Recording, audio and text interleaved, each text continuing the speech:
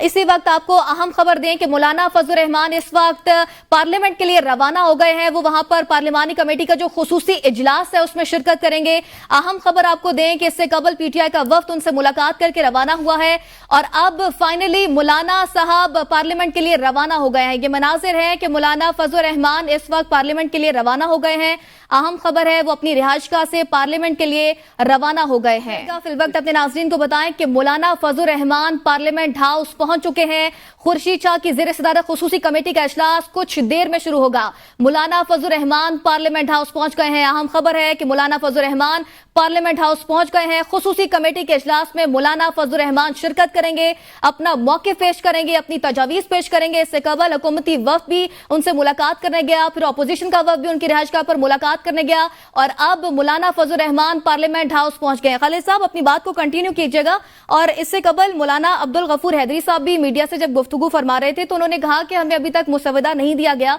और इतनी जल्दी ना की जाए, हमें सोचने का वक्त दिया जाए और पढ़ने का मौका दिया जाए। किया जाता है और वो न सिर्फ पार्लिमानी जमातों के साथ शेयर किया जाता है बल्कि इसके अंदर जो बार कौंसल्स होती हैं, सुप्रीम कोर्ट बार है, हाई कोर्ट बार है, डिस्ट्रिक्ट बार हैं, वो पाकिस्तान बार कौंसिल है, उनका इनपुट भी जो है कि इसमें हासिल किया जाता है क्योंकि वो मुतल्लिका स्टेक होल्डर्स हैं। बिल्कुल जब खास तौर के ऊपर ऐसी आईनी तरमीम जिनका महवर और मरकज ही जो है वो सुप्रीम कोर्ट या आला अदालतें हों, उसमें जो अगर Pakistan bar council, supreme court bar association और हाई कोर्ट बार एसोसिएशन का अगर उसमें इनपुट नहीं आएगा तो इस जल्दबाजी में कि जब खुद इत्तेहादी जमातों ने, उन जमातों के अरकान ने, क्या उन जमातों के जो पार्लिमानी लीडर्स हैं उनको नहीं मालूम, वफाकी कबीना के अरकान को अगर नहीं मालूम कि क्या मुसवदा है, क्या तरमीम है और वो अगर ऐवान के अंदर डायरेक्ट पेश की गई और उसको मंजूर किया गया तो इस तरमीम का बिल्कुल वही असर होगा जो एक जमाने में आपको याद है कि डिप्टी स्पीकर कासिम सूरी ने जब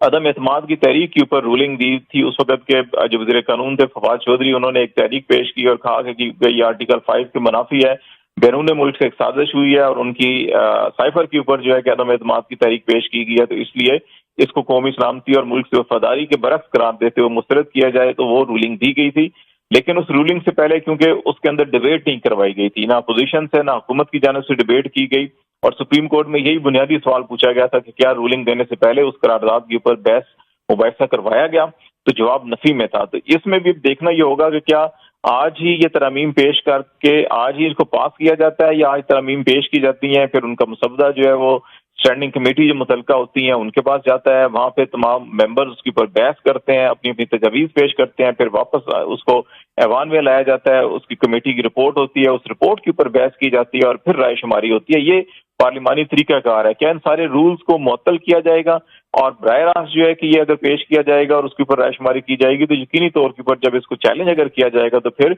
ऐसी तरमीम जो है कि वो उसका बहुत कवी इम्कान होता है कि वो कलअदम करार दी जा सकती है। पहला नुकता। दूसरा नुकता यह है कि इन तरमीम के अंदर ये देखना होगा क्योंकि सारी की सारी अगर सुप्रीम कोर्ट और हाई कोर्ट से मुतल्लिक हैं और फिर